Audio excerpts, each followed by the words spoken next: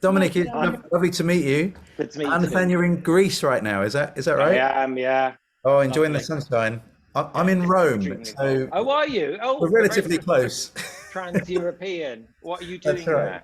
Oh, I'm interviewing Jesus. There's this massive online TV show that's had 200 million views called The Chosen, and I'm Right. meeting the guy that plays Jesus, who's going to meet the Pope Wow. later in the week. So yeah, we'll see how that goes. So Yeah. you're my second most important interview this week, if that's fair to say. Yeah. It will be hard to top that one, I have to say. It's lovely to meet another Warwick grad. I was Oh, you're my Warwick, are wife at you? Warwick. That's where we studied. I did chemistry back in the day. Were you Did you? doing literature or I film? did. I did. Yeah, I did art. I did theatre and English joint Oh, degree. great. Yeah. When were you there? You're younger than me, I'm sure. Most people When was are. I there? I think it was 90s, so Yeah. Yeah. 91, I think. I was a Yeah. Right. Roots Okay. boy. Were you in Me Roots? too. Kirby Yes. Lodge. It's great.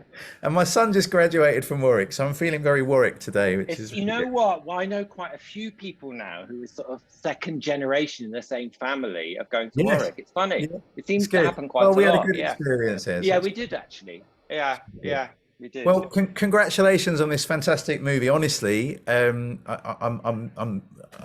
I'm very impressed by this film.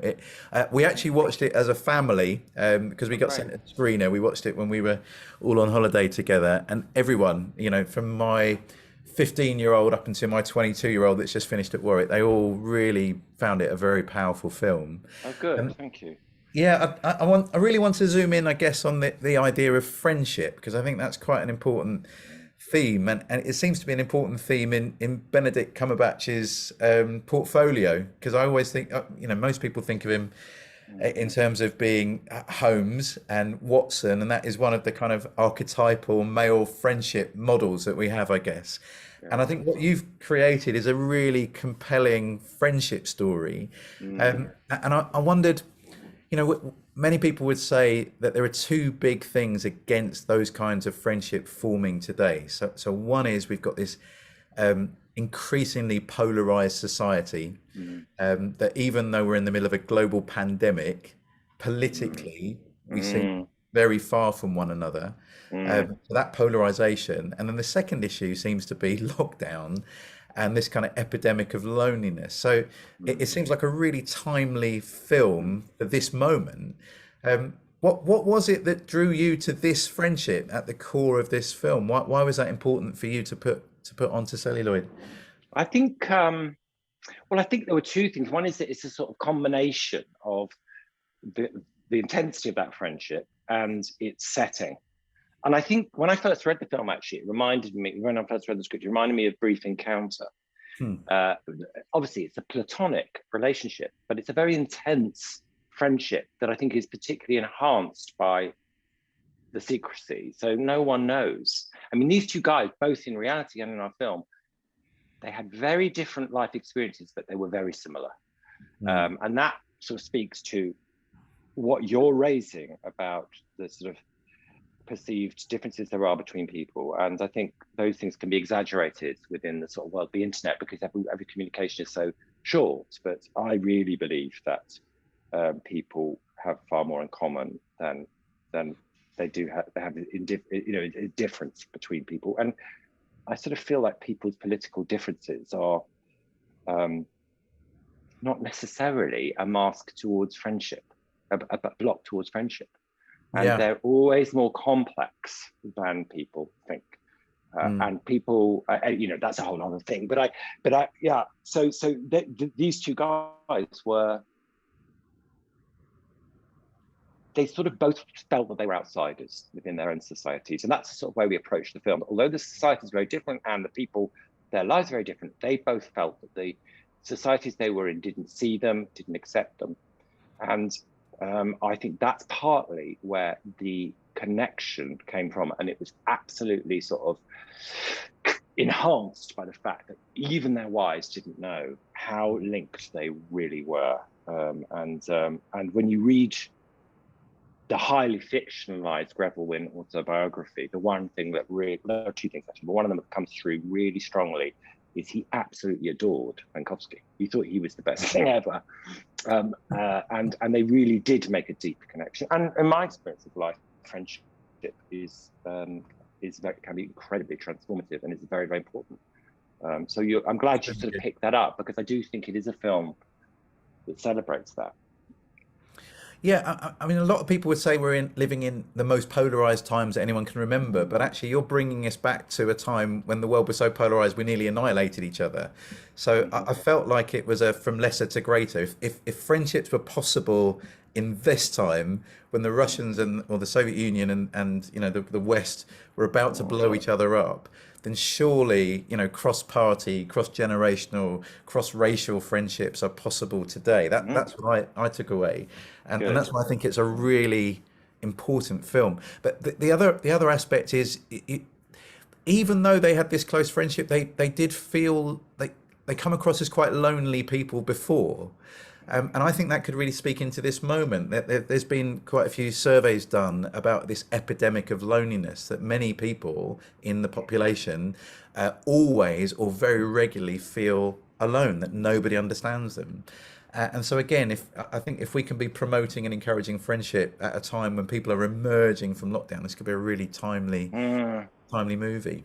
That's a good point. I mean, I think, it's so complex what's going on at the moment, and it's so hard to define. And there are so many good things that are coming out of it, especially in terms of the sort of our understanding of the social structures that sort of live within us that we're often not even aware of. But I think sometimes our sort of desire to simplify everything into neat categories gets in the way of us listening to people's individual stories. And for me, especially as a sort of artist, but generally as a person, I think it's incredibly important to listen to people's individual stories, because whatever the sort of group identity you have, which of course affects and shapes who you are, within that, there's so much nuance. There's so many aspects in which people don't correspond to other people's expectations, sometimes do.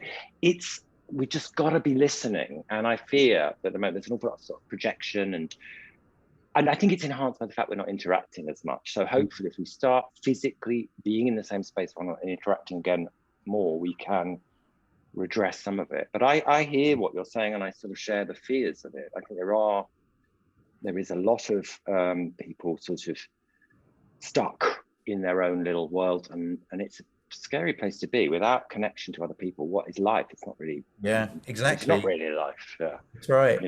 I think my favorite part of the movie, and there's so many highlights, was the meal between Oleg and Greville in Greville's house. And these two men saying, we come from different worlds, but we're just two ordinary people. Maybe we can make a difference. And I thought, that's it. That's the vision, isn't it? Look, can ordinary people make a difference to build bridges to change society? So I thought that was beautiful. I wonder if I can just compare and contrast. I enjoyed or found it quite traumatic, your Chesil Beach movie. And I'm just thinking, it's interesting. In that film, there was a flawed marriage, and in this film it seems the same, that it's almost like Greville loves Oleg as a friend more than he loves his wife. Like he won't tell her, he can't tell her. He was unfaithful to his wife, and he was embarrassed about that, but he's incredibly faithful to Oleg, even if it cost him his life. Is there a theme about flawed marriages in your opus? Not a conscious one. I think, you know what, it's so interesting, because I think a lot of the time when you choose things, you don't really know why you're choosing them. I mean, on one level, you're interested in certain things. I mean, I've always been interested in the Cold War. I've been to Russia a lot for various reasons, and I sort of love it. And I'm fascinated by Russian history. And I sort of love Russian people. I think they've had a bloody raw deal. And they still do, in my opinion, but let's not get into that politically. But I think for me, there's sort of my grandparents were very much part of that world of hiding who they really were. And the British way, one of the interesting things about this period is that 64 was where the 60s really sort of began as we think of them. But prior to that, Britain was culturally and still an Edwardian country. I mean, the values were so rigid, the class identities were so separate, and people spent a lot of their lives performing respectability, performing a particular brand of Englishness and restraint. I think there was a cost to that, and I saw it in my parents' lives, in my grandparents. That sort of, was there for a reason. They were conditioned to rule empires. They went through 2 wars. There's reasons why people were sort of like this. But in both films, one is seeing that, and one's seeing sort of the cost of it. And I think it plays out still. It really does. Certainly in our generation, or my generation, I'm a bit older than you, but sort of that these values we're still struggling with them in a way. I mean, there's been a revolution in sort of openness, if you like, in that it is valued now to be sort of more open, but I still feel we're dealing with the inheritance of that sort of repression, and it has a huge cost, and you see it in both Greville Wynn's family life and in the couple in Chesil Beach. Very good, and I love the cast that you brought together. I love to see Mrs. Maisel on a different screen as well. She was fantastic. Just in the making of the film, were there highlights for you as you think back about all the days and weeks and months? Are there any memories that stand out that you thought that this is it? I'm getting to do what I've always wanted to do. You know what? I absolutely love filming. It's my favorite thing ever, and I just love it. I mean, it's very hard. It's crazy. You get very upset in places because you run out of time. There's a lot of crap involved in it, but I love the sort of pulling together of all of these brilliant people to make something, and the sort of adversity that you're sometimes in terms of when we shot in Prague, which was the second half of the shoot. I mean, the whole prison sequence we did it was like minus 29 Celsius. It was so brutal in there. Benedict got pneumonia because he was running around. Well, he was running around naked for half of the time. I mean, it was very tough.